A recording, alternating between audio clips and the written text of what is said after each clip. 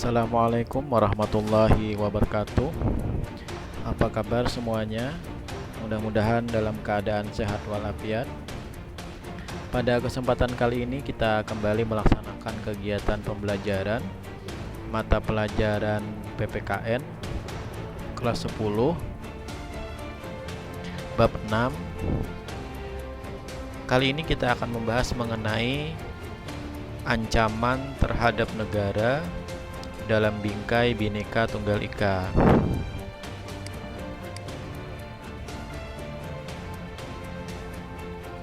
Adapun kompetensi dasar kita yaitu menganalisis indikator ancaman terhadap negara dan upaya penyelesaiannya di bidang ideologi, politik, ekonomi, sosial budaya, dan pertahanan keamanan dalam bingkai Bhinneka Tunggal Ika.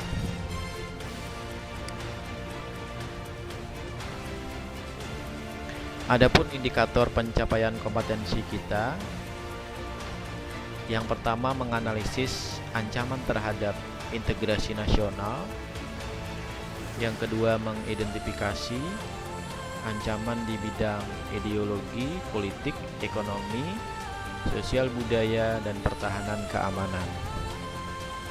Yang ketiga, menunjukkan peran serta masyarakat dalam mengatasi berbagai ancaman dalam membangun integrasi nasional.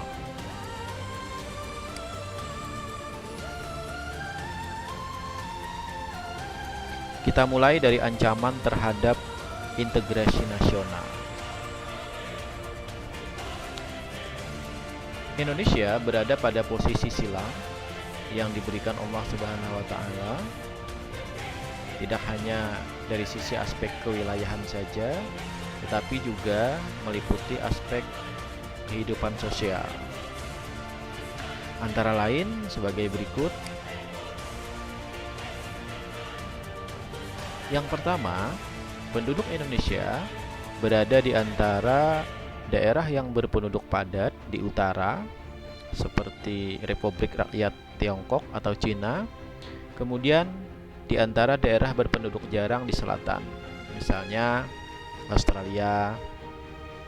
Yang kedua, ideologi Indonesia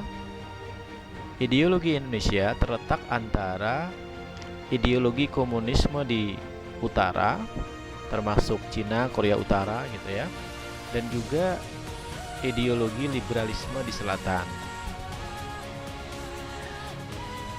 Yang ketiga, demokrasi Pancasila berada di antara demokrasi rakyat di utara, sebagian besar dianut oleh Asia Daratan bagian utara, seperti Republik Rakyat Tiongkok atau Cina gitu ya, termasuk juga Rusia gitu ya, pecahan Uni Soviet, dan juga berada pada demokrasi liberal di selatan. Yang keempat, ekonomi Indonesia berada di antara sistem ekonomi sosialis di utara dan sistem ekonomi kapitalis di selatan gitu ya. Memang demokrasi rakyat itu akan identik dengan sistem ekonomi sosialis, kemudian demokrasi liberal itu akan identik dengan sistem ekonomi kapitalis.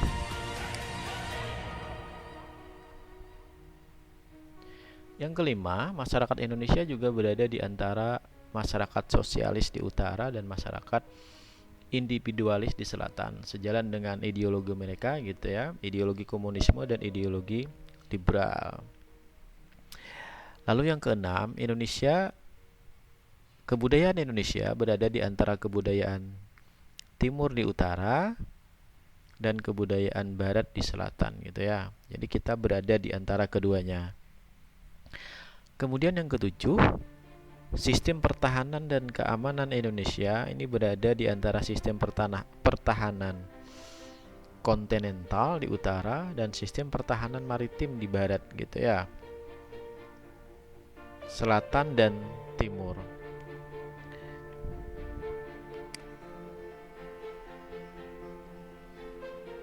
Sehingga dengan demikian maka posisi silang Indonesia tadi merupakan sebuah potensi atau keuntungan. Tetapi jangan lupa, potensi itu juga sekaligus sebagai ancaman bagi integrasi nasional bangsa Indonesia. Apa sebenarnya yang menjadi ancaman bagi integrasi nasional negara Indonesia? Ancaman bagi integrasi nasional itu bisa saja datang dari luar negara maupun dari dalam negeri Indonesia itu sendiri dengan berbagai dimensi kehidupan.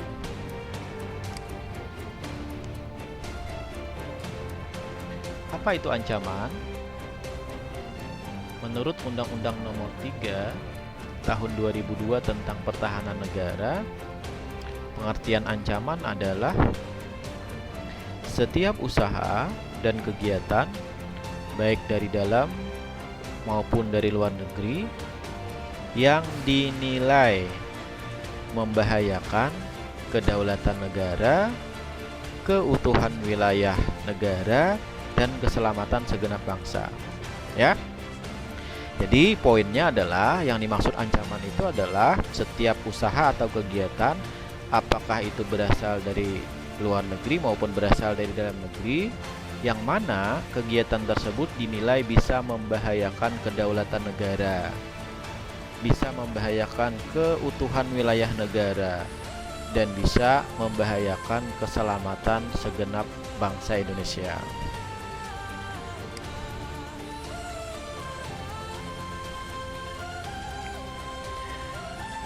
Ancaman di bidang militer. Perkembangan persenjataan militer di setiap negara terus ditingkatkan. Jadi masing-masing negara itu kan berlomba-lomba menciptakan sistem persenjataan yang terbaik. Bahkan ada negara yang memiliki senjata semacam senjata pemusnah massal gitu ya,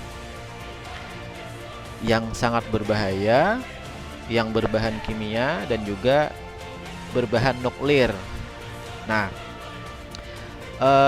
ini kan aktivitas seperti ini juga merupakan ancaman militer gitu ya, yang menggunakan kekuatan bersenjata yang terorganisir.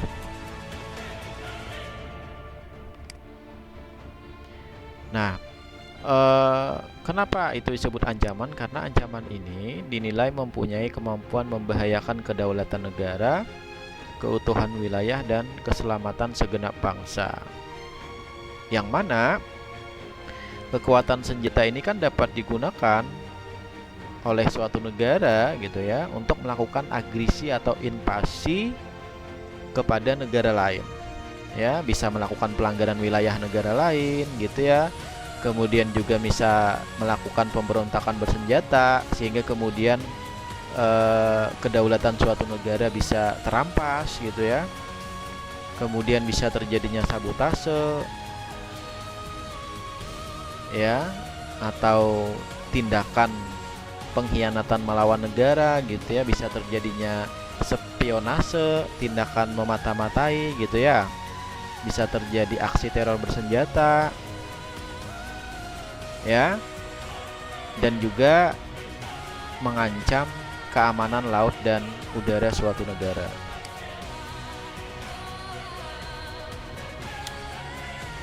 Ini salah satu contoh agresi ya. Nah, jadi Indonesia, Belanda pernah melakukan agresi militer kepada Indonesia.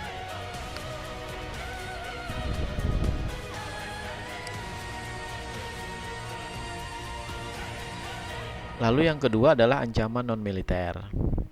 Ancaman non-militer pada hakikatnya ancaman yang menggunakan faktor non-militer.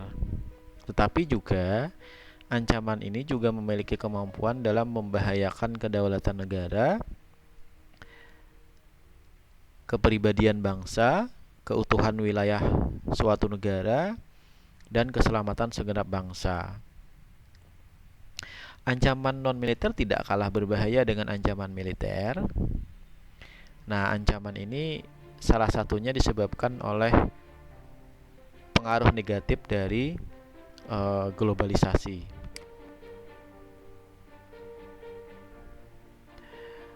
Ancaman non-militer diantaranya bisa berdimensi ancaman di bidang ideologi, ancaman di bidang politik, ancaman di bidang ekonomi dan sosial budaya.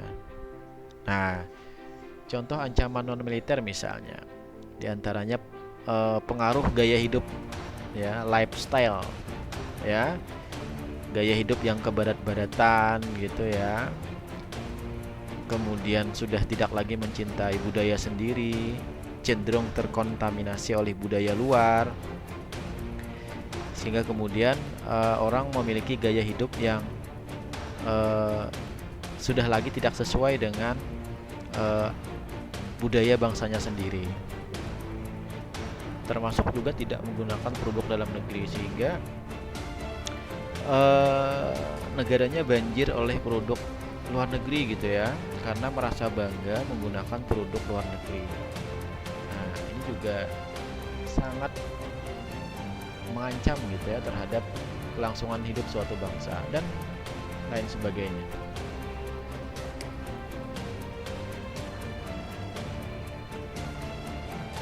Ancaman non-militer ini memiliki karakteristik yang berbeda dengan ancaman militer.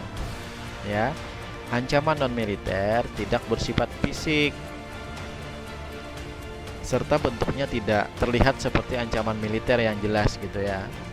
Nah, di ancaman non-militer ini kan bisa berupa semacam pengaruh gitu ya, termasuk pengaruh budaya, gaya hidup tadi yang sudah disebutkan, yang juga bisa merubah tatanan hidup suatu bangsa.